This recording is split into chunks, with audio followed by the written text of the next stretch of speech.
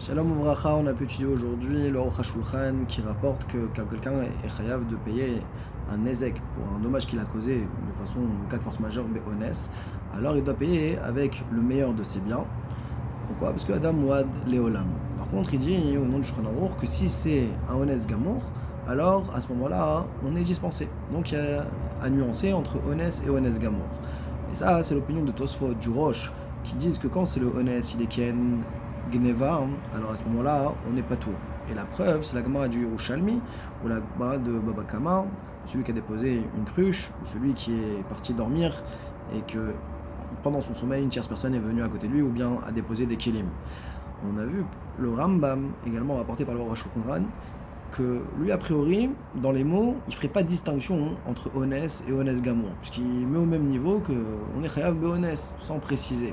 Ça laisse entendre qu'il n'y a pas de différence, mais pourtant, quand même, le Kesef Mishneh va expliquer que pour le Rambam, cette nuance-là, elle existe, que honest gamour, on n'est pas tour. Sur ça, le Ramagid et le Char sont collègues sur le Kesef Mishneh, en disant que non, pour le Rambam, il n'y a pas de différence.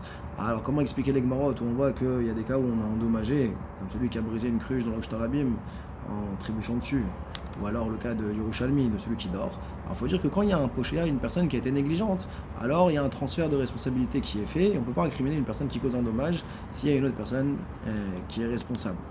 Donc ça expliquerait le Rambam.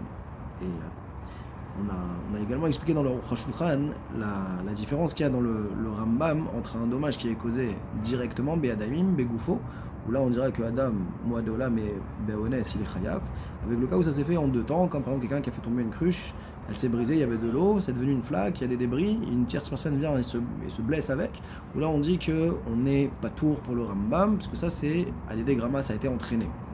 Donc avec cette définition-là, on peut expliquer la contradiction qu'il y avait entre deux halachot dans le Rambam. D'un côté, dans l'Ilchot Rovel, Perek Vav, où on voit que là-bas on est chayav benezek shalem, alors que là-bas on parle de quelqu'un qui est tombé d'un toit et qui, avec son corps, a endommagé, on dit qu'il est chayav benezek shalem.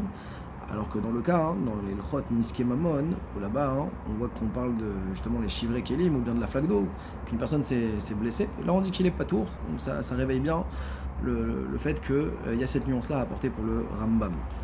On a vu également que dans le Aruch HaShulchan, qu'il y avait une contradiction dans le Shulchan Aruch entre Shinayin Chet et Ifalef, où là on voit que celui qui est Nitkal, Chayav, et dans Tafyut Bet et Vdalet, que celui qui est Nitkal et que Beshat Nefila il endommage quelqu'un, alors il est pas tour. Comment répondre à cette contradiction? Alors il répond au Aruch HaShulchan pour le Shulchan Aruch en disant que quand il s'agit de Kelim, alors on dira Chayav. On ne dit pas que c'est un cas de Hanes Gamour. Par contre, s'il s'agit d'avoir endommagé une personne, alors finalement la victime, elle porte aussi quelque part une responsabilité parce qu'elle aurait pu se protéger. Ça, c'est un discours qu'on peut avoir qu'avec une personne qui peut se prémunir et se déplacer, et non pas avec un Kéli. Donc ça répondrait dans la contradiction du Shulchan Aruch par rapport au cas de Nitkal Chazak Lour.